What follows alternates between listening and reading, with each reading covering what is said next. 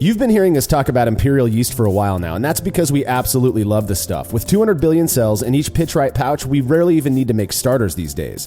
Unfortunately, not everybody has the access to imperial yeast those of us out here on the West Coast do, because they're based out of Portland, Oregon. But things are about to change. Imperial Yeast is excited to announce the opening of their East Coast location, which is huge for those who want the freshest yeast possible with the best pitch rates, but brew on the other side of the country.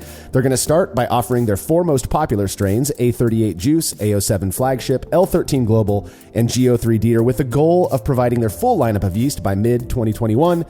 So start your planning now at imperialyeast.com.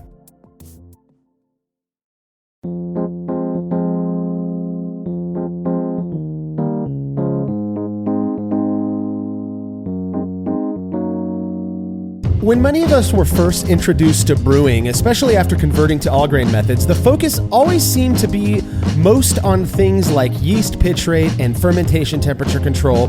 Pretty much any time questions came up about water, the response from experienced brewers was, well, if it's good enough to drink, it's good enough to brew with.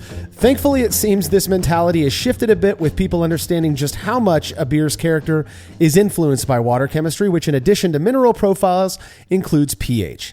This is the Brewlosophy Podcast. I'm your host, Marshall Schott, and joining me on this episode to talk about mash pH, particularly as it pertains to the use of acidulated malt, is contributor Cade Jobe.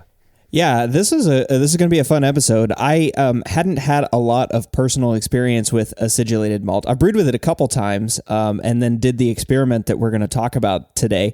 But this was cool. I haven't done a deep dive into acidulated malt, so I thought hopefully we get some good discussion going today. And it's just another cool ingredient to play with for mash pH. Yeah. The first mash pH adjustment I ever did was with acidulated malt, which is also known as acid malt, largely because it's just so easy to acquire. It's easy to use. Now, we have focused on water chemistry a number of times in past episodes. In fact, episode 101 was all about adjusting mash pH with liquid acids.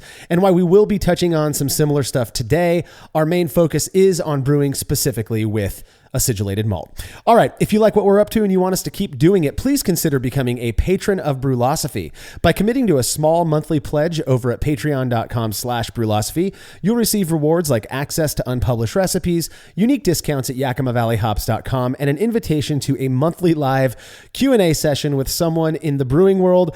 Coming up in April 2021 is everyone's favorite brewcaster, host of the Brewing Network shows, Dr. Homebrew and The Session, Jason JP Petros. If you happen to be unfamiliar with JP, he's been around the homebrewing scene for a very long time, starting off at More Beer before joining the Brewing Network crew. His impact on homebrewing is undeniable, even if he denies it, whether you agree with him or not. JP is a super cool guy who I trust is going to host a very fun and likely interesting Q&A session. To be a part of it, you have to make your pledge of just $3 or more per month at patreon.com/Brewlosophy by Friday, April 23rd, 2021. So that we have time to get you added to the private Facebook group where these sessions are hosted, and all past sessions are available for you to watch whenever you like. Again, that's patreon.com/Brewlosophy. And if you wouldn't mind letting us know what you think about this show by leaving a rating and review in Apple Podcast or wherever it is you listen to podcasts that allows you to leave those ratings and reviews, we really would appreciate it. By doing so, those who haven't heard of us yet can more easily find the show.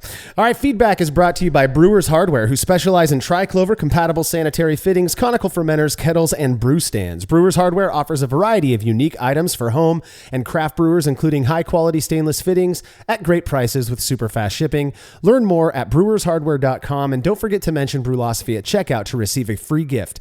Again, that's brewershardware.com.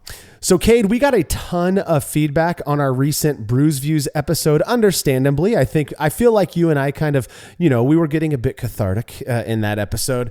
One such bit of feedback came from listener Peter Croft, and he says, people shouldn't mash with Dr. Pepper. That's ridiculous. Use Mr. Pibb Extra. That's much better. Or Pibb Extra, I believe is what it's called. Yeah. What a great comment too. I love that. I think it was you, Marshall. Wasn't it you that suggested mashing with Dr. Pepper? Well, what I was saying was, I believe the context was that I was saying if somebody says that they want to mash with Dr. Pepper, so be it. I don't care if they choose to do that as long as they're enjoying their they're brewing and enjoying the product that they're making. Yeah, Peter and many other people commented, made joke comments back. But of course it is ridiculous. If you want to use Pib Extra, that's the way to go, apparently, according to Peter. Yeah, it's funny that was a comment too on the adherence to traditions. I know, like, having lived in Texas for a long time, there's definitely a Mr. Pibb or Pib Extra versus Dr. Pepper debate that that at least most Texans are aware of and have an opinion about. So interesting comment on that episode, knowing the history of that fight between Dr. Pepper and Pib Extra. Well, I'll tell you, I am not a soda drinker. I cut out all soda just because I felt like I was wasting time drinking it. I'd rather have beer or water, I suppose. But I cut out all soda about 12 years ago. And so I don't really have much of a strong opinion these days. But back when I was drinking soda, they used to call it Mr. Pibb. It sounds like maybe they changed it to Pib Extra, but I was a fan of Mr. Pibb over the Dr. Pepper. So there you have it, Peter. Thank you for the feedback. He also did say, seriously, great episode, and we really do appreciate hearing that. Again, those Brews Views episodes can get kind of touchy, and so hearing back positive feedback that you folks like listening to it, that's really helpful for us. So if you have show feedback, you could send it to feedback@brewlosophy.com or drop us a note on social media. Now, I love a good hard cider, especially one that's made with berries. In fact, I often have a keg of this stuff on tap at my place. One thing I've always wondered is what would happen if, rather than mashing grains with water like we usually do, you used apple juice instead. Would conversion happen? It seems to me that it probably would. Well, listener David Mucagrosso did just that with his Black Hole, which he said is a dark cider made from dark grains mashed in apple juice with blueberries and blackberries added. 1 minute beer review with Jersey and Tim. Ooh, it smells like prunes, dude. Prunes are socks. Have you ever walked through prune fields in your socks? That's what it smells like. It smells like a dark, like a port wine. Port wine? That's not a thing. It is. Oh God. No. Dear God. No, I will not drink any more of that. That's terrible. That is something I've never tasted. Well, I don't know what it is. I don't care to know what it is. I don't want to put that. I will not put the rest of that in my body. I'm not going to experience it again. No, no more of that is going into my body. I don't know what that is, but it is not good. It makes me want to. I'm like the chick from The Exorcist, like my head spinning around. That's terrible. I want no part of it. And may God have mercy on its soul. I hope you didn't clean your equipment with this. I would not want this anywhere near my equipment. Okay, well, there are certain risks related to experimenting with new things. You can't win them all. And I kind of have to agree with the guys on this one. David's Black Hole was pretty rough. To me, in addition to being assertively sour, and I'm telling you, this stuff was like eating a warhead. It had this distinct soy sauce flavor to it. Now, David did send this to me in a flip top bottle that leaked a bit during shipping. And, in my mind, if liquid is coming out of the bottle, it's very likely oxygen is making its way into the bottle. And I have to believe that contributed to the harshness of this kind of graph type of drink. The only issues we've ever had with the Jersey and Tim Beer Review beers are when people send us stuff in those flip top, like Grolsch style bottles. So again, I have a feeling this was probably a pretty tasty drink prior to it being touched with oxygen. Oh yeah. Wow. Yeah. It sounded like the guys really didn't like it, which is kind of unfortunate. But did you say he called it Black Hole? Did he have dark grains in there in the? Yeah. He says, I'll read off to you the note that he sent. He said, a dark cider made from dark grains mashed in apple juice. Okay, yeah. So see that's a weird one to me. I mean, cool, awesome job doing the experiment. First of all, I'm glad that you went for it. But I was thinking about that. Like, do like chocolate and apples go together? I mean, I don't know that I've ever had like a chocolate dipped apple or something. Like apples and peanut butter, sure, caramel apples, but like a dark grain. This just kind of strikes me as odd, but maybe it would taste good. Maybe I need to go melt some chocolate and eat some apples tonight and see if it works out. But yeah, really interesting idea to rinse your grains with apple juice. I'm kind of fascinated at what would happen if he hadn't used the dark grains, if he had just used something like a Pilsner and mashed with it, something real light. Yeah, me too. There is graph, and we know that graph came from, I believe, a Stephen King novel. It was kind of an idea that Stephen King came up with that people have since made, and it's pretty good. But my understanding is the way graph is produced is it's a blend of a kind of darker beer with hard cider, and then that's your graph. I love the idea of mashing with apple juice. There's something about that is very neat to me. It's kind of cool. The level of sour that this black hole had really had me thinking that it was probably, I don't want to say contaminated, but it was real sour. We'll just put it that way. Dave, I do absolutely appreciate you sending it in. I would caution anyone who wants to send stuff in for us to review. Those flip top bottles have not been working out very well when they're shipped in the mail. Maybe they do for other people, but we've had so many issues with those. Probably 4 or 5 people tend to use those more than they do the crown caps, and the crown caps never leak. So just a bit of advice. So thanks so much for sending it in, Dave. If you'd like to have your beer or any other fermented beverage you feel like sending in reviewed by Jersey and Tim on the show, you can email me, marshall@brewlosophy.com, and we will get you all set up. When we're back from this break, the focus will be on brewing with acidulated malt.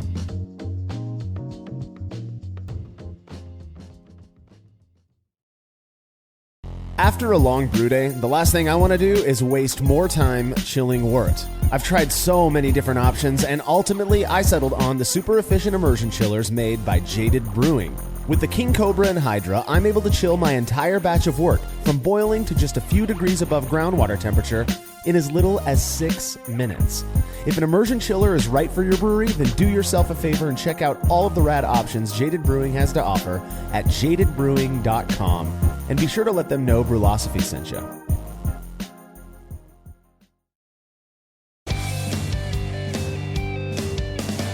Compact and simple to use with a small footprint for brewing indoors, the Grainfather makes it easy for you to brew professional quality beers at home. The Grainfather is an all-in-one brewing system that lets you brew all grain beer in a single compact stainless steel unit. It uses an electric heating element and pump to maintain a constant temperature and to circulate the wort during the mashing and cooling stages. It also comes with a counterflow chiller to reduce chilling times and produce high-quality wort. And now, with the addition of their conical fermenter, the Grainfather takes things one step further by offering homebrewers state-of-the-art temperature-controlled fermentation just like commercial breweries use. And with the Grainfather Recipe Creator and Connect app, you can easily design a recipe, sync your brewing system with your phone, and then just sit back and relax as the app takes over and assures that you maintain your scheduled mash temps and boil schedule. Head to Grainfather.com to purchase your all-in-one brewing system today and to sign up for their free recipe creator tool. Once more, head on over to Grainfather.com, that's Grainfather.com, and get started today. Family-owned Atlantic Brew Supply is the largest homebrew shop in the Southeast. No gimmicks, no multinational corporate overlords, and no BS. They offer exclusive malts, yeast, and more from local artisans, as well as award-winning recipe kits. They also sell professional brewing gear and cask equipment from sister companies ABS Commercial and Cask Supply. Most ingredients are available by the ounce, plus Atlantic Brew Supply has an on-site calculator to help you craft your best brew. Orders are processed same day, and 2-day shipping is guaranteed for East Coast customers. Get 15% off your first order using promo code BREWPOD, that's BRUPOD, at AtlanticBrewSupply.com.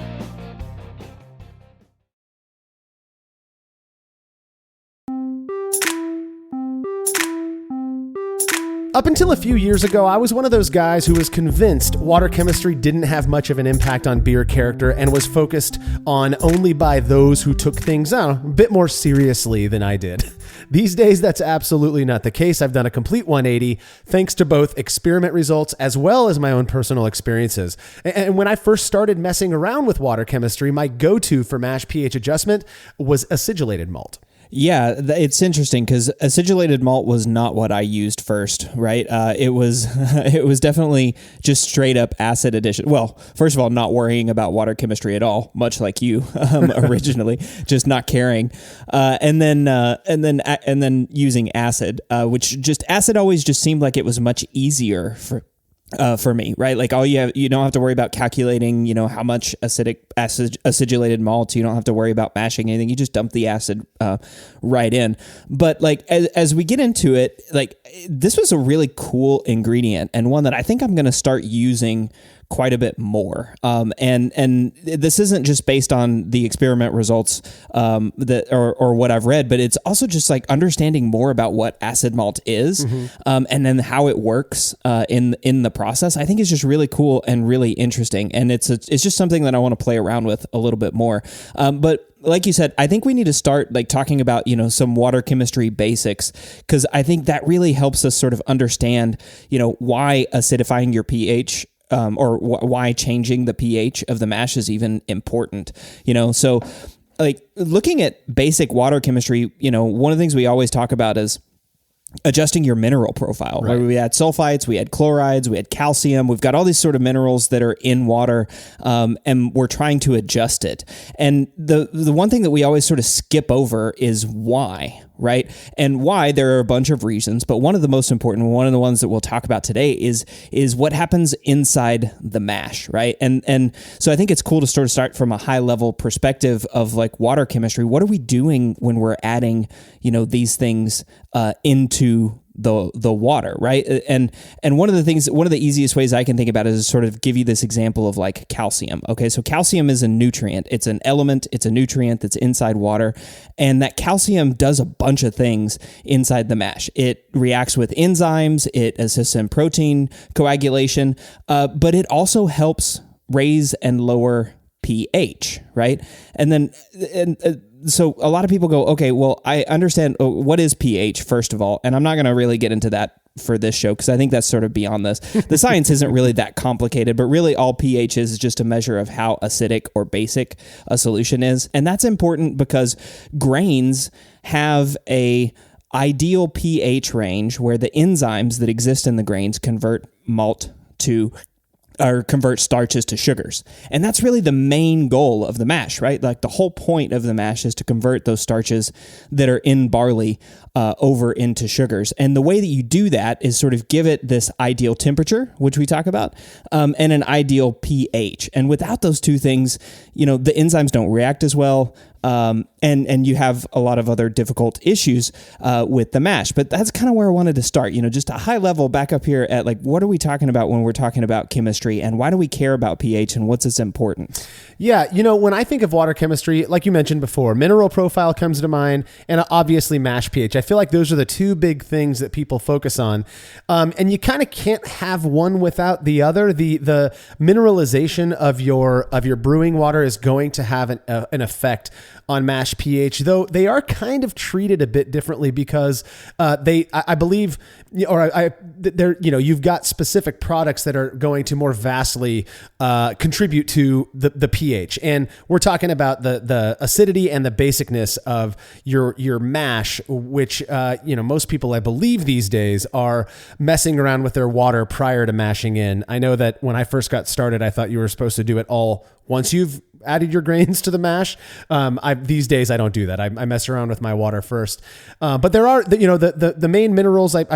It's interesting because the biggest, the most focus I feel when it comes to mineral profiles in water chemistry are on, like you mentioned, calcium. You've got magnesium, sodium, sulfate, and chloride, and those are like the big five. Those are the main ones we're focusing on in terms of our flavor ions, right? Another one that gets a little bit of focus is bicarbonate, which that's the one that has the most impact ultimately, or is the biggest predictor, I suppose, of the pH of your mash in the end, right? Yeah, exactly. And I love that you brought that up because alkalinity is the buffering capacity of the wort, right? And so let me sort of just break that down for a second. What does that mean? Well, what that means is there are certain things like that they're called buffers, and what they do is they make it hard to change pH. Okay, there's buffers everywhere in life. They're all over the place. They're a huge part of life. They're within your body right now. It's one of the reasons why your stomach acid is super acidic, but it's not just eating through all of your organs, right? right? And killing you. And so buffers are all around us, and grains have buffers. Water is a buffer. Water sits around that 7 pH. Well, I guess that's just pure water sits around that 7 pH. But when you start adding in those minerals and stuff to it, you can change the buffering capacity of water. And so that's what alkalinity is. It's a measure of how resistant that solution is to acidification. And there's kind of a cool experiment that we do in intro chemistry class, which is fun, which is you take a buffer and a water solution, and then you slowly add drops of acid to it.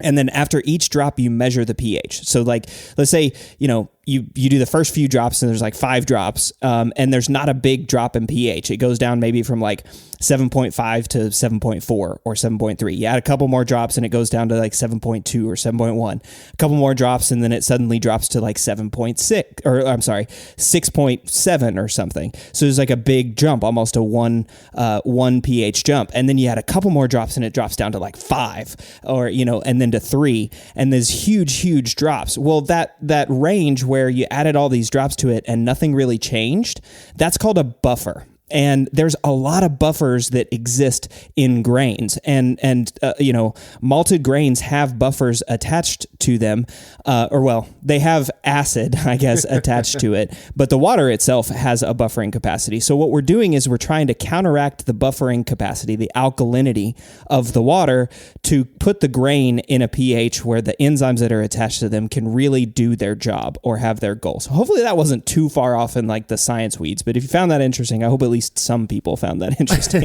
I'll put it this way. Buffering capacity on the brewing scale to me is it's an interesting one, because if you have really hard water, we're typically, mineral levels in general will contribute to hard water, and we kind of use that as a general term, but typically we're referring to bicarbonate levels, right? Hardness is kind of in reference to bicarbonate levels, and you can have a fairly neutral mineral profile that in water that still has higher bicarbonate levels, and you're going to have to, if you want that ideal mash pH range, we'll discuss a bit about what that ideal range is and why. But if what you want is to be in that range, you're going to have to do something to treat that water so that when it is in contact with those grains in the mash, it falls into that range for you. I have my example here at my place. I've got really relatively soft water, particularly given where I'm from. You go about 2 miles south of me and they've got super hard water, but where I live, it just happens to be off of a different, different water substation, and we've got really soft water. If I think starting water pH is right around 8.2 or so. Or 7.5, 7.6, somewhere in that range. And when I mash in a standard pale ale that maybe has, half a pound of C60, smack on 5.2.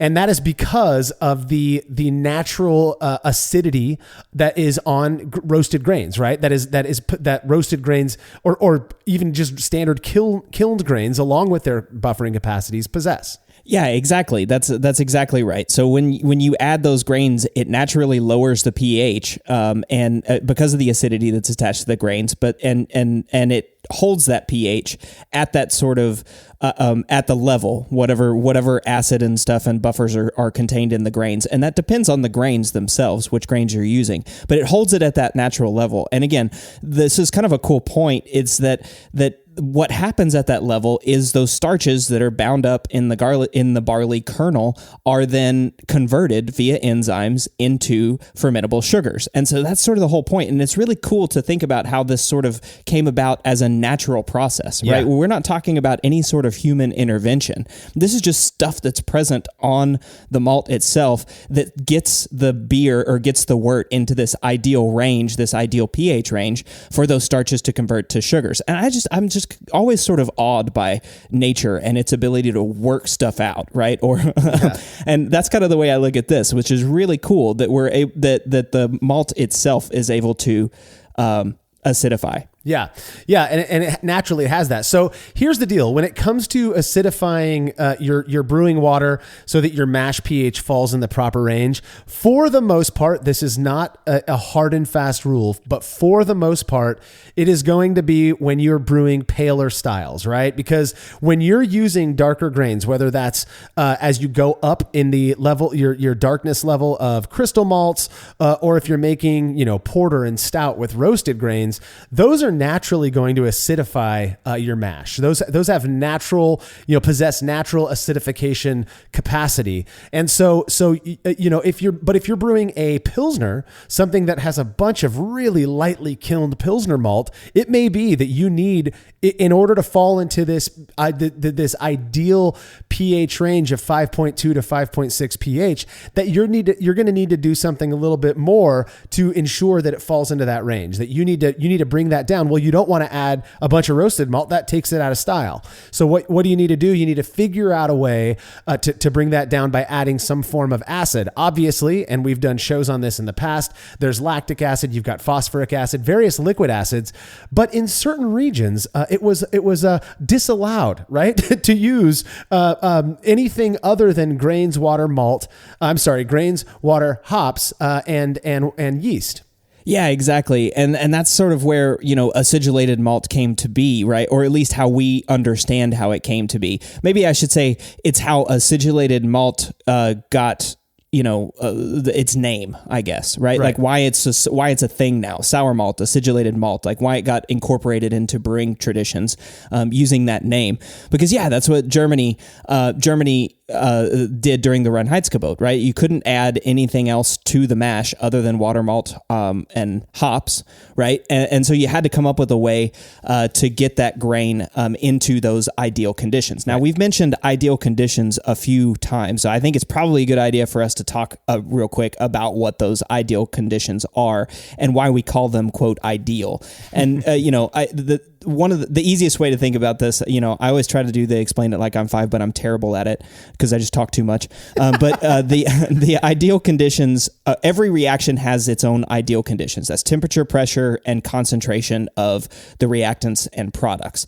But there are things called enzymes, which usually work as catalysts. They can help make the reaction faster or slower. And enzymes have an ideal pH along with the temperature, pressure, and concentration that they work at. And so that's what we're sort of focusing on, right? Is you're trying to give these enzymes, the amylase, alpha amylase, beta amylase, the ability to convert starches to sugars, right? So that's why mash pH is important. There's a couple of other things that happen there that I don't really want to go into, but we can save them for future podcasts. But again, getting that conversion from starch to sugar and getting it into those ideal conditions. So we talk about this 5.2 to 5.6 pH range as ideal conditions. And I've always sort of wondered, like, where does that come from? It's not like, 200 years ago, they were brewing beer and they stuck their little pH meter, into the beer and we're like, oh yeah, great. It's at 5.2. Excellent. Right. All done. And it's kind of like what we've been talking about. Like malt has this amazing capacity to buffer the solution. So to hold that pH at that 5.2 to 5.6 level. But like you said, when water is high or has high alkalinity, you're not going to get down to the, quote, ideal levels of pH. And that's where you have to do this acid or acidulated malt. And so I think that's a really cool way to think about how this came into being. Yeah, and there is I've done some talking. We've done experiments on the past on the impact of too low and too high of mash pH. Interestingly, those beers in both of those experiments, the beers were indistinguishable to our panel of tasters, but there were some interesting impacts in terms of conversion. So OG, comparing the ideal pH, mash pH, to one that was too high or too low. And that really is, in my conversations with people after the fact, after doing that, that's kind of the view, it seems to me, that most take of mash pH is you want it to fall within that ideal range, not so much because it's going to have some crazy impact on the flavor of your beer down the line, but more so because you want to create the best environment for those enzymes to do their work, which is converting those starches into fermentable sugars. And so again, there's a lot that we do in brewing that's sort of like insurance, right? right? You're just doing everything you can to create the best beer possible. And a lot of those small things can add up. And in terms of mash pH, it can be an economical thing, right? If you're getting less conversion because you're not minding your mash pH, well, it's probably going to be worth you paying closer attention to it, especially if you're a commercial brewer, so that you can eke a few more points out of that mash. Yeah, exactly. And that's a good way to describe it too, right? It's if you're able to eke a little bit more out of it managing your pH, then that's exactly appropriate, right?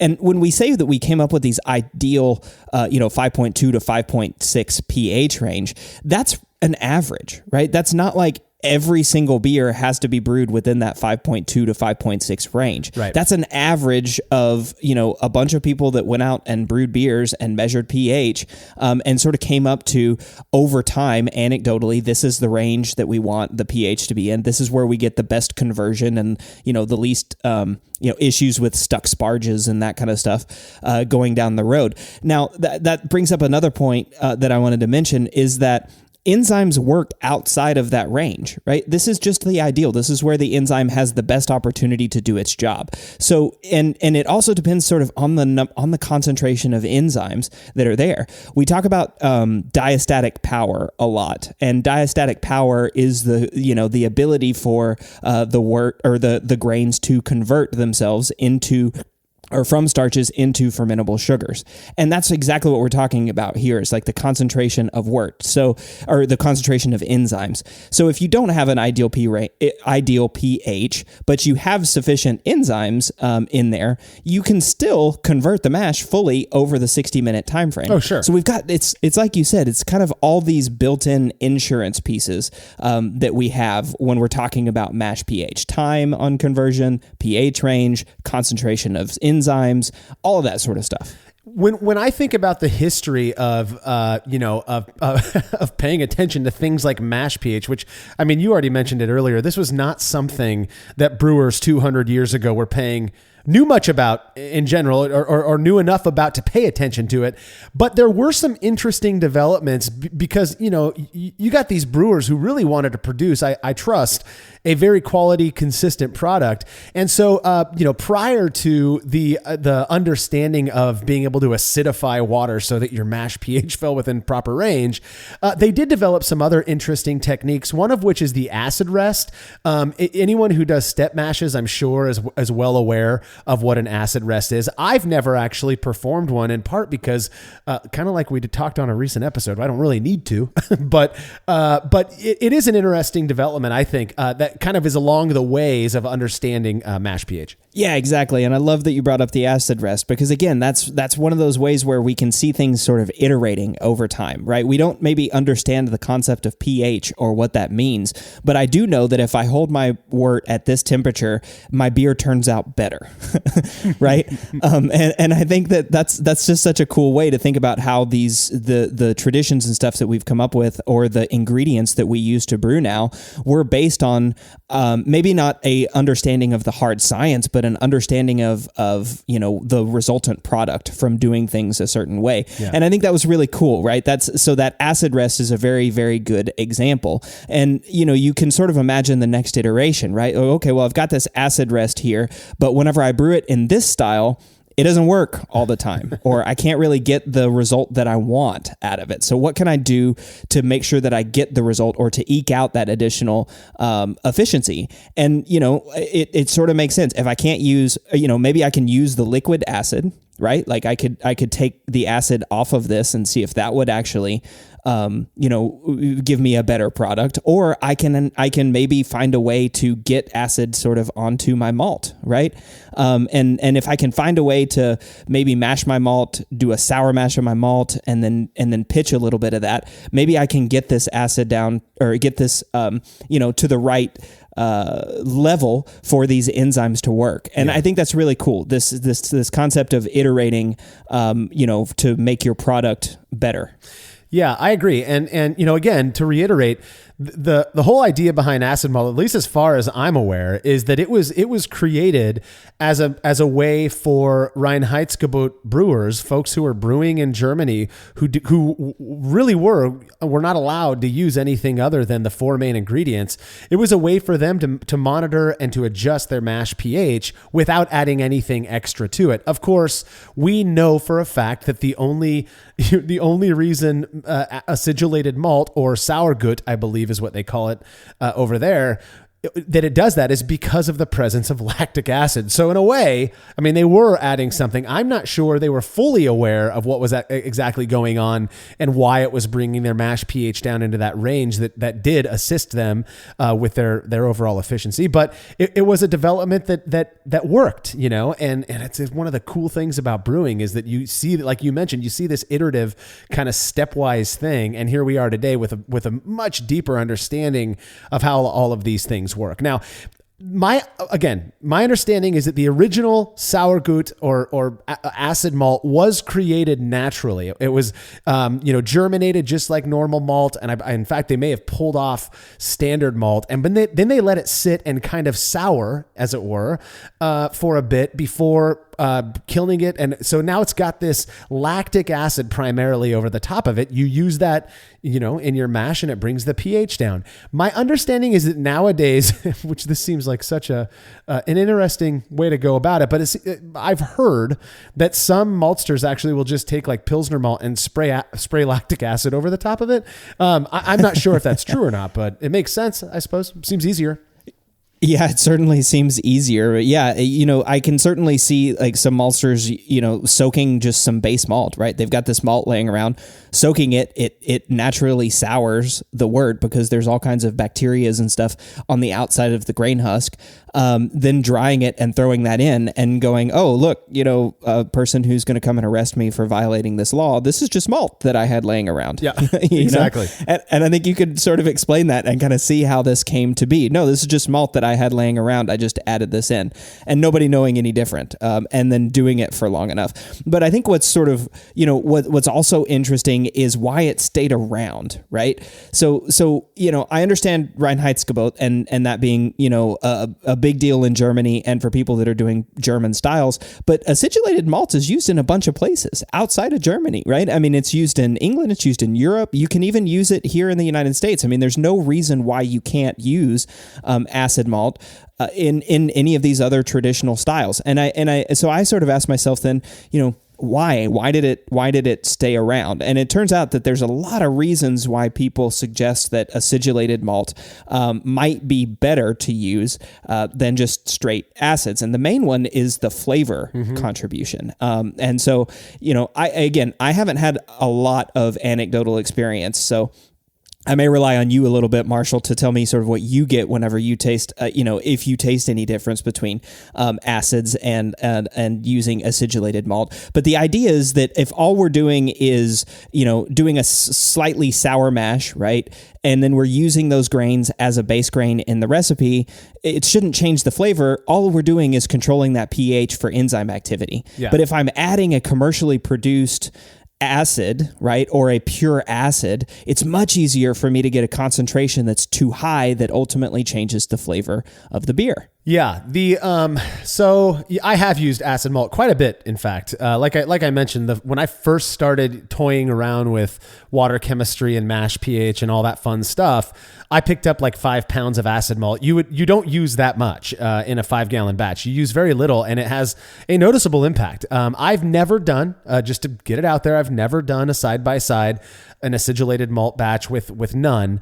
But like I said, I've brewed plenty of batches using acidulated malt in varying ranges and various amounts. I couldn't taste it. It wasn't like it stood out to me. I even tried making a kind of like a Berliner Weiss type of beer. I read this on a very popular forum out there. Somebody said they were getting away with using acidulated malt as their means of souring basically a Berliner Weiss type of beer. And I think I used like 30%, 35% acidulated malt. It was not sour. I'm telling you, I did not pick up any tartness. So it's not like this super strong character. Now, like you said, I have heard from other people who use certain types of liquid or powdered acid, claim that there can be these flavor contributions from those acids. The biggest one that I've heard is, I believe, in fact, Malcolm is the one who told me about this, that he has used lactic acid that contributes an almost diacetyl-like buttered popcorn character to paler beers. I've used a ton of lactic acid. I've used a bunch of phosphoric acid. I've never gotten anything like that. But I did some Googling, and it seems like other people share that experience with Malcolm. Oh, I definitely share that experience with Malcolm. I've the lactic acid that we use, or that I've seen, anytime I smell that stuff, it smells like brown sugar to me. Really? Like I just open it up, weird, like the pure. Yeah, and if you use a lot of it, you can certainly, to me, get that sort of, I don't know that it tastes like brown sugar in the finished product, but maybe like a little metallic tasting to me is what it tastes like. And I can certainly say if you've used lactic acid in too high concentration, I believe there's science that supports this. Science. I believe there are studies that support this, that there's a flavor threshold for lactic acid, and it does contribute that flavor. Like you said, acid malt can be used in sort of much lower concentrations, right? Like the rule of thumb for acid malt, I think, if I remember correctly, is like 1%. If you use 1% of the grist for acid malt, it'll reduce your pH by like 0.1.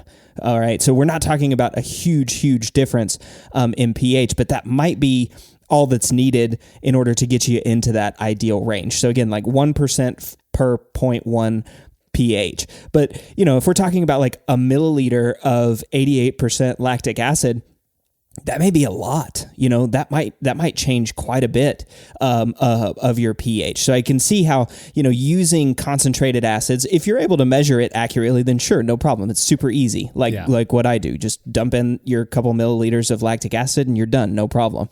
But I can also see how how brewers might want to just do a more subtle pH change, and so use acidulated malt for that purpose, or especially if you have like softer water and you're not as worried about the alkalinity buffering and keeping your pH too high. Yeah. And just another a couple of things about using acidulated malt that is different from using liquid or powdered acids or other forms of mash pH adjustment. When you're using acidulated malt, you're going to get a similar contribution to your like OG as you would using regular malt. For some people who want to have more control, I could see that being kind of a negative thing, right? You would rather just add more of your base malt, whether that's Pilsner or Pale Malt or Vienna or Munich, rather than using an acidulated malt for those reasons. For other people, it's kind of a nice, easy way of doing it without messing around with what look to be maybe potentially dangerous. They're not really. Well, mash pH has come to be viewed by many as being a rather important component in making good beer. When we come back from this break, we're going to be getting into an experiment we performed in hopes of learning more about this interesting ingredient.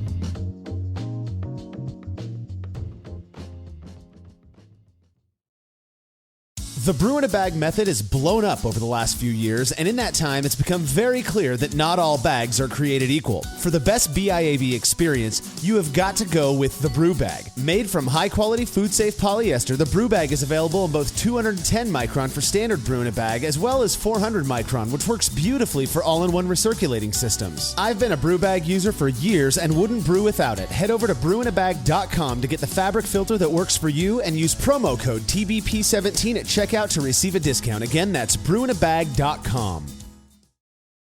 Have you ever thought about adding a port to your kettle but held off because you didn't feel like drilling into your gear or sending it off to have someone else do it? From the makers of the world's fastest counterflow chiller, the Xchillerator, comes the Hangover, the easiest way to add extra ports to your kettle as well as countless other options. Mount a faucet to your keg for easy portable pouring. Set up the perfect whirlpool arm. Hold a heating element in place. All of this and so much more without permanently modifying your gear. Manufactured right here in the United States, the Hangover offers brewers too many convenient solutions to list here. So head over to xchillerator.com today to see what the Hangover can do for you.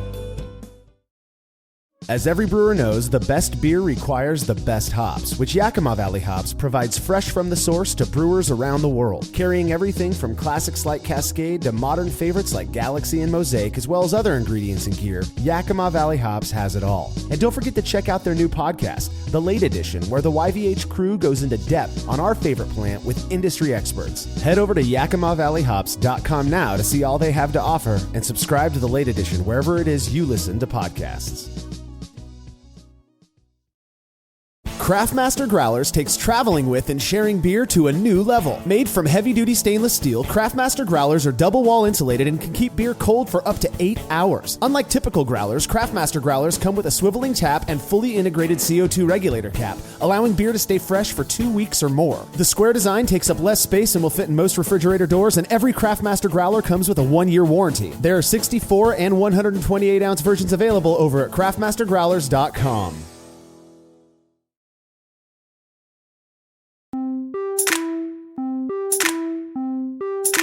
When it comes to mash acidification, one of the most popular liquid acids used by brewers is lactic acid, which is the same stuff that's on acidulated malt. Another common product used to adjust mash pH is phosphoric acid, and while both have the effect of reducing pH, there's some evidence that they contribute their own unique flavors to beer, as we discussed in the prior segment. Cade, you were curious if a beer made with acidulated malt would be perceptibly different than one made with phosphoric acid, and you put it to the test.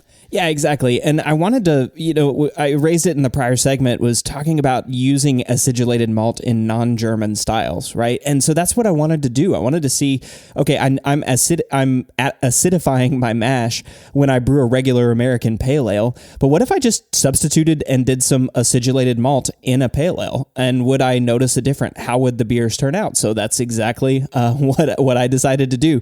So I made a dual 5-gallon, I made 2 5-gallon batches of American Pale Ale. And right off the bat, the variable is introduced, right? So I adjusted 2 identical volumes of water to the same mineral profile. And then for the phosphoric batch, I added enough phosphoric acid, which I think was, for my water, it was 53.5 mLs of 10% phosphoric acid to get to around a 5.4 mash pH. And then to the other batch, I added my acidulated malt. Now, since acidulated malt actually is a base malt, you will get conversion of starches to sugars. So essentially, and the great thing about it is for if you're substituting acidulated malt for base malt, it's just a 1-to-1 substitute. So the grists for the acid malt beer was 89% pale malt, 6% acid malt, and then 5% C60. But the phosphoric acid was 95% pale malt and 5% C60. So again, that's 95% base malt, 5% C60, with about 6% of acid malt in the acid malt grist. Right. So yeah, and again, that's to achieve around a 5.4 mash pH. So then I mashed both batches, mashed them at 152F or 67C for 60 minutes, and then checked the pH at 10 minutes because I wanted to make sure that I was at least in the ballpark. And it turns out I was actually a lot closer than I thought I was going to be. But the acidulated malt was at 5.36 pH, and the phosphoric acid batch was at 5.38 pH. That's pretty doggone close, Cade. Good job there, man. Yeah, well, and that was always one of my concerns about using acidulated malt, right? Was, okay, I know if I add 1 milliliter or 2 milliliters of my acid or however much, I know what that pH change is going to be. But if I use acid malt, is there variability or any of these things? And it was so refreshing to see that it was, a 0.02 pH is, I don't know that I can get closer than that. That was pretty good. Yep. But all right, so then when the mashes were complete, I boiled both of the worts for 60 minutes, added the hops according to the recipe, which was 21 grams of Magnum at 60 minutes, 14 grams of Centennial at 30 minutes, and 28 grams of Cascade at Whirlpool. And then after the boil, chilled both of the worts and took hydrometer readings. Both hit the same OG, which I was kind of surprised by, but also not surprised by. 1.051 OG. I wouldn't say I was surprised, but it was neat to me that using acid malt didn't have an impact? Because you're pretty predictable using phosphoric acid. That's what you typically use. So you kind of knew what to expect there, but that swapping out some of the base malt with acid malt, you hit that OG that you were aiming for. I don't know. To me, that would be oddly satisfying. Yeah, it's incredibly satisfying anytime you hit the same numbers doing dual batches. Right. It's really nice that way. I would say I was surprised more in that, again, this being a limited experience that I've had with acidulated malt, I was surprised that it was that easy, right? To just substitute that acidulated malt in that small percentage of the grist, and it had the exact same effect. Yeah. In the objective original gravity, Yeah. as the phosphoric acid, which I thought was just kind of interesting, cool, and interesting. So then I racked identical volumes of wort to fermenters and let them chill overnight to my pitch temperature, which was 66F or 19C. Pitched a pouch of Imperial Yeast A15 Independence into each batch. And then after 4 days of fermentation, since it's a pale ale, I dry hopped each batch with 56 grams of Cascade and then let it sit for another 6 days before activity in the airlock or in the blow-off tubes had sort of died down. Took hydrometer measurements to confirm the finishing gravity, and it turned out that both hit the same FG of 1.014. So at this point, objectively speaking, these beers are the same, right? I mean, same OG, same FG. Arguably, I mean, they have the same mash pH, so arguably similar amounts of acid were contributed by either the phosphoric or the acid malt. This is going in a very positive direction, it seems like. Yeah, I mean, the whole point of the experiment was to test acidulated malt versus phosphoric, and up to this point, objectively, the beers seem to be identical, which is pretty cool. That's what you want to see if you're gonna figure out if there's a difference in the aroma and flavor of the beer. So I racked each of the beers to CO2 purged kegs that I put in my keezer, burst carbonated them overnight, and then let them sit at serving temperature for a couple of weeks before evaluating. And this one was pretty cool. There was, looking at my objective of observance or of the appearance of the beer, the acidulated malt one was slightly better, in terms of clarity, which I kind of found surprising as compared to the phosphoric one. So I'm looking at the photos right now, the final picture that you took of the beer in the glasses, and to my eyes, and I understand that we're limited when we take photos. We try to get the best lighting possible. None of us are professional photographers. The beers look pretty identical to me. So I'm taking your word for it that the acidulated malt version, to your eyes in real life, was slightly clearer. And I'm trying to understand why that might be, because phosphoric acid, for the amount that you used, which was not that much relative to the full volume, of the batch of beer that you made, I don't understand how that would contribute any haze at all. So yeah, I like the science to me doesn't, I don't know. I couldn't come up with any reason why that would be a difference, right? All we're talking, the only thing I could think of is the difference in the acid, phosphoric versus, lactic acid that's on the acidulated malt. Okay. But there was nothing that I could find in any of my research that would suggest that either of those acids would contribute to haze. And again, you're using it in such small amounts. Yeah. All you're doing is adjusting the pH at the mash, and then so much happens after you've adjusted that pH that I can't imagine that was actually the difference. So, I mean, who knows? It could just be that one batch had a little bit higher, protein content, or, just a little bit different mix or something. Or I mean, we're talking about the phosphoric. Now, it could be that something about using acidulated malt also contributed to the better clarity, who knows? Regardless, these beers were far more similar looking than they were not, and both were quite clear. So we're not, it's hard to convey appearance over speakers, but they were these were better than homebrew clears, is how I put it. Oh yeah. Now, in order to, it was COVID when you brewed these ones, so we weren't doing our normal data collection, which sucks for all of us, but we're doing the best we can to keep up. So in this one, you did collect data by yourself. You were the sole participant, and you went forward and did our kind of approach to data collection, which is a series of 10 trials. And in those trials, you have 4 cups. 2 are marked and are filled with one of the beers. The other 2 are unmarked and filled with the other beer. And then I'm assuming it was your wife, or maybe you were singing a song while serving yourself and mixing them up. But you do a series of 10 triangle tests with 3 of those 4 cups in order to determine whether whether you can reliably distinguish those beers. Yeah, exactly. And using that method, I'd need to get it right 7 times to be able to say that I was able to statistically identify the difference. But in this experiment, I was only able to get it right 4 times, which is 40%. So I was not able to tell these beers apart. And when I say I was not able to tell these beers apart, I mean there was nothing.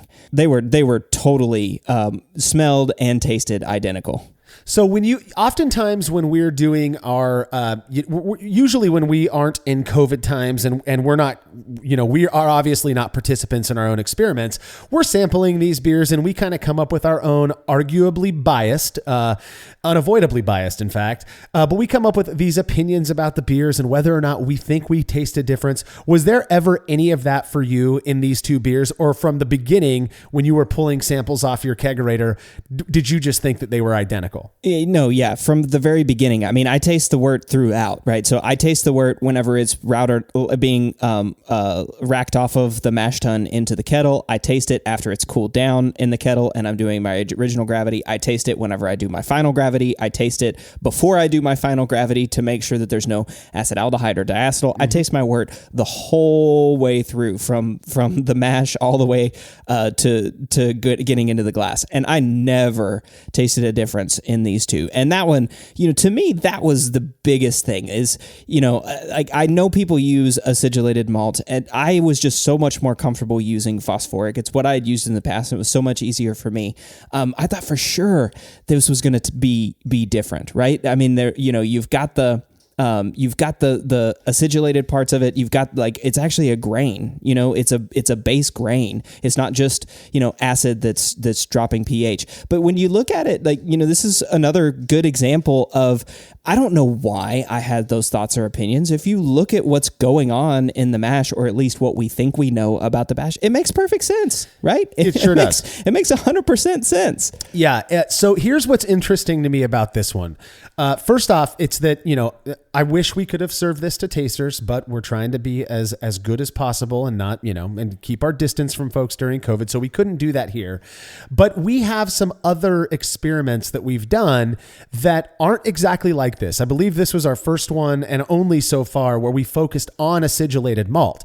But we've got a couple past ones, one of which you did before you were on the brew crew here, and you were a brew club member. And so you actually had an article published as a brew club experiment article where you compared liquid lactic acid to liquid phosphoric acid. Now, that is not the same thing we're doing here, but when you break it down, it is, acidulated malt is known for being a lactic acid is what that's contributing to the mash.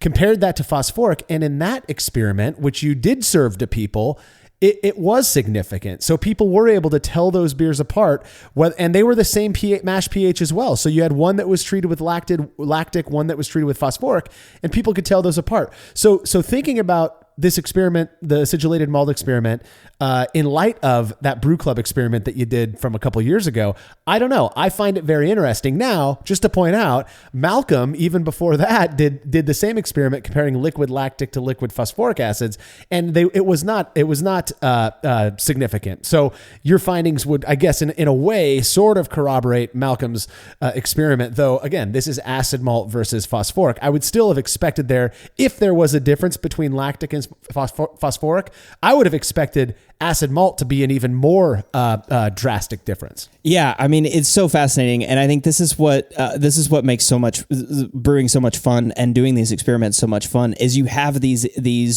examples of here's a tasting panel that identified a difference between liquid and phosphoric acid. Here's a liquid lactic and liquid phosphoric. Here's a tasting panel that didn't taste the difference between liquid lactic and phosphoric. Well, I'll say that like 5 times no fast. No kidding.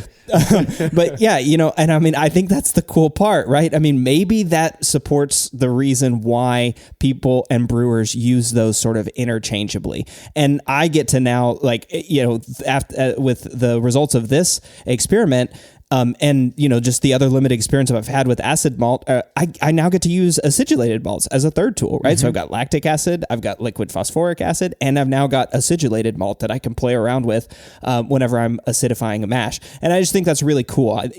Maybe it speaks to why these are interchangeable, why these are used relatively interchangeably.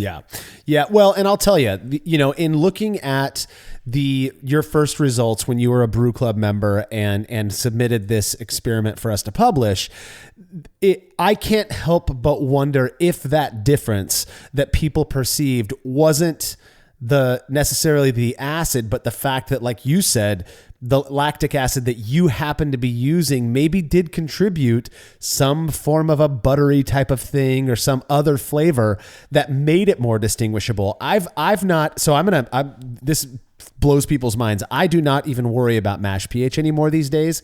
With my water and the way that I treat it with minerals, when I'm brewing a really dark stout, the lowest my pH will get is about 5.1, which I'm not worried about. If I'm brewing a super pale, Pilsner or something like that with all Pilsner malt, the highest my pH gets is about 5.5, 5.6. So I'm really lucky. I don't have to worry about it too much.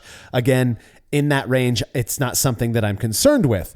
However, because of that, I've got this bottle of lactic acid that's been sitting on my shelf in my garage for probably 4 years now, that the only time I've used it is to dose cider and stuff. I kind of want to give a little bit more tartness to a cider, so I'll use a little bit of that. It does not smell like butter. I gave it a big whiff before we started recording this episode. That is not an experience that I've had. And I've gone through quite a bit of lactic acid liquid stuff, and I've never picked that up. So it makes sense to me that, again, Malcolm's experiment did not have a significant difference. People weren't able to reliably tell those beers apart. Perhaps his lactic acid was different than what you were using, and that yours did have that kind of oddness to it that some people have noted. Yeah, exactly. And maybe the lactic acid that was on, the acidulated malt was, was different than either, or was one that people just couldn't taste the difference on, right? I mean, that's just you get to ask so many cool questions about all this. And I'm curious. So you said it didn't smell like butter, but did you get brown sugar when you smelled it? It honestly, it smells like the plastic bottle within which it is stored. There is no smell to it that is sweet, that is buttery, that it just doesn't smell like anything. It smells like lactic acid. I mean, it's weird. Every time I've heard somebody call that out, I go and smell this old bottle of lactic again, and it has not changed. So maybe I'm the weird one here, though. Now, we got a couple of reader comments I want to get to real quick. The first one is a question from Sam, who says, how did you determine the amount of phosphoric acid to achieve your target pH? Was it Brewing water or some other calculator? So at the time, I used a combination of Beersmith and Brewing water. I think I've said it before on previous episodes. I like Beersmith's mineral addition calculator. So calculating like gypsum and calcium chloride and Epsom salt and that sort of stuff.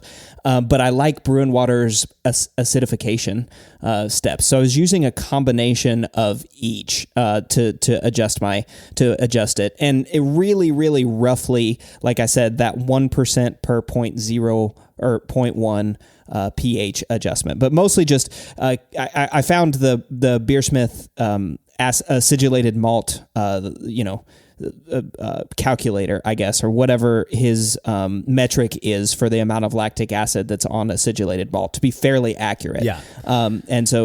That's what I used at the time to do this. I wish I was more scientific and came up with, calculations and stuff and could explain that to you. But on this experiment, I didn't. Yeah. And they still came out pretty damn close. So. Yeah. And that's the key, right? Lately we've been using, all of us have been messing around with the Brewfather app, and I'll tell you, the water calculator on that is impressively accurate for at least in the few times I've used it to brew batches. So give that a shot as well if you're interested. I know that there are other calculators out there online too. Obviously, Brewing water, I'm not sure you're going to get much more accurate than what Martin has done with Brewing water. It is its own side thing, and I know that a lot of people complain about that. They want an all-in-one approach. Beersmith has their water profile now, and Brewfather has it as well as other calculators out there. So, Reddit user The Gentleman's Relish says, I've brewed with both. I feel like the benefits from phosphoric come from the boil additions. That's interesting. Lactic acid is great for pH adjustment, but phosphoric can add bite. Yeah, I don't know about interesting. I don't know. I have smelled bottles of phosphoric, and I guess to me that it probably smells like yours does. Marshall, what you're talking about with your lactic bottle. I don't get any smell from phosphoric, but I definitely get brown sugar and that lactic acid smell. That smells like, I don't know, sour milk or something. I definitely get both of those smells from lactic acid. I don't get any smell from phosphoric. I've never added phosphoric post boil, right? I've never measured my pH. Well, I mean, I've just been curious and like measured a finished beer's pH, but I've never measured post boil to see what my pH was. So I don't know that I have a lot of experience about that, but that surprises me that phosphoric would have a bite, whereas lactic acid post boil in the same amounts wouldn't. Yeah, I don't want to say I don't trust the gentleman's relish here. What I'm saying is that doesn't make sense to me. A lot of things don't, though. So in my experience, phosphoric acid is often used in its 10% concentration, whereas lactic is almost always purchased in the 88%, I believe. I know that you can get stronger phosphoric. I've never used it. I believe Malcolm has. And perhaps that is different than the 88% lactic. I do wonder if perhaps that lower concentration, though, isn't what this person is talking about, because it's just easier to adjust because you have a little bit more leeway. If you add a bit too much, you're not going to overdo it. I don't know, though. I think it's an interesting comment.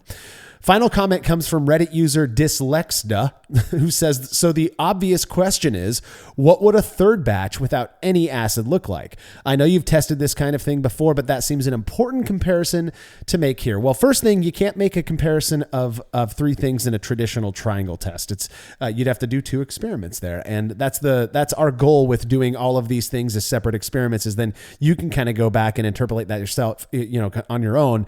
But I do wonder, you would probably have been, I don't know, 3 or 4 points, 0.3 or 4 pH higher if you didn't adjust it at all. And if you look at our experiments that we've done, Jake did a low mash pH one, I did a high mash pH experiment, and those beers were surprisingly indistinguishable. And so I wonder if that's not. If that wouldn't be the case here as well, if that one just would have, I don't know if they would have been any distinguishable from the ones that you made in this experiment. Yeah, I mean, that one's a cool one because I can say I don't know at all, and I know why I don't know, and that's because, like we talked about in the first segment, mash the grains have a certain amount of acid on them, and like I said, that might have been enough to get the grain into that 5.4 range, right? There's also a possibility that my acid malt adjustment and my phosphoric adjustment in this batch did nothing because it was already within that ideal range, and the other buffers that exist in the pH or in the mash got it around that 5.4 just sort of naturally, right? That's also a possibility. Yeah. I don't think that's likely because I added a pretty substantial amount of phosphoric and acidulated, malt to this beer, but that's also, something to think about. It would be, and I have not done it personally. I know we have at Brewlosophy, so I would also point the user back to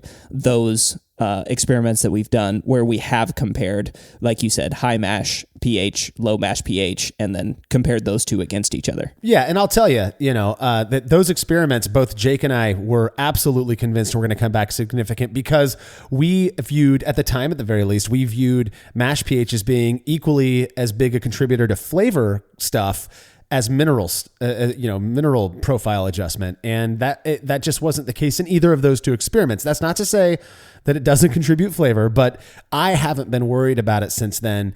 And my beers, I'm not having any issues with conversion. Again, I've got good water. So, there's that component, but my beers are converting fine. They taste good. So that's what matters the most to me. And there you have it on acidulated malt. Is there anything else you'd like to add before we wrap this one up, Cade? Yeah, I'm kind of curious. I kind of want to know, I use phosphoric. I mean, having moved to Oregon, my water is much softer than it was in Austin. And so I'm still using acid. I wonder what would happen if I just didn't use acid or acidulated malt. Well, I guess we'll have to figure that out for a future experiment. Exactly. Well, don't forget to subscribe to our newest podcast, The Brew Lab, where Cade takes you into the lab with beer scientists to discuss research they've completed. And as always, you can read more about the experiment we discussed in this episode by clicking the article on brewlosophy.com in the description below. The Brewlosophy podcast is made possible by the generous support of our sponsors, as well as all of our rad listeners. We seriously could not do this without you. Cheers to everyone who has subscribed and left a review of our show. It makes a huge difference. If you haven't yet, please consider doing so. Head over to brewlosophy.com/support to view a list of ways you can easily help us to continue producing this podcast. If you want a reward for your support, visit patreon.com/brewlosophy. Thanks again for listening. We'll be back next week with another episode of the Brewlosophy podcast. Until then, think beer. Start off the morning with some hot tea, lemon and honey cause it suits my throat. Put some herb in the bowl, yeah, it's homegrown. Ain't gotta go through the middleman no more.